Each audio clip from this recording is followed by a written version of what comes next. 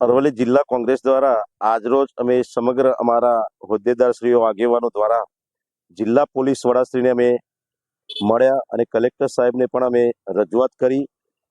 જે રીતે જિલ્લાની અંદર પોલીસ જ જ્યારે રક્ષક નહીં પણ ભક્ષક બની જાય અને જે પ્રમાણે ધનસુરા પંથકની અંદર જે એક સસ્પેન્ડેડ પોલીસ કર્મીના ઘરમાંથી જે પ્રમાણે દારૂનો જથ્થો પકડાય, બીજા જ દિવસે ટીઆરબીના જવાનો અને અન્ય ઈસમો દ્વારા જે દારૂનું કટિંગ કરવામાં આવે ને સંતાડવામાં આવે ને તોડ કરવામાં આવે, એ બાબત ખૂબ જ જિલ્લા માટે ખૂબ ગંભીર બાબત ગણાય.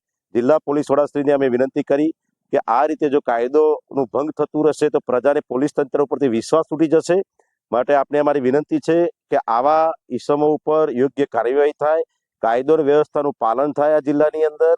અને જે પ્રમાણે આજે જ્યાં પણ જો ત્યાં ક્રાઇમના જે બનાવો જિલ્લાની અંદર વધતા જાય છે, ચોરી, લૂંટ, ફાટ, મારામારીના જે બનાવો બનતા રહે છે, એના પર જિલ્લા પોલીસ વડા દ્વારા અંકુશ એક લાવવો જોઈએ એવી અમારી જિલ્લા પોલીસ વડાશ્રીને જિલ્લાના તમામ આગેવાનો દ્વારા આજે રજૂઆત કરી છે. મેડમે અમને વિશ્વાસ આપ્યો છે કે કોઈ પણ જે ચમરબંધી કોઈ પણ હશે પણ એને કાયદાનું જે ઉલ્લંઘન છે છોડવામાં નહીં આવે.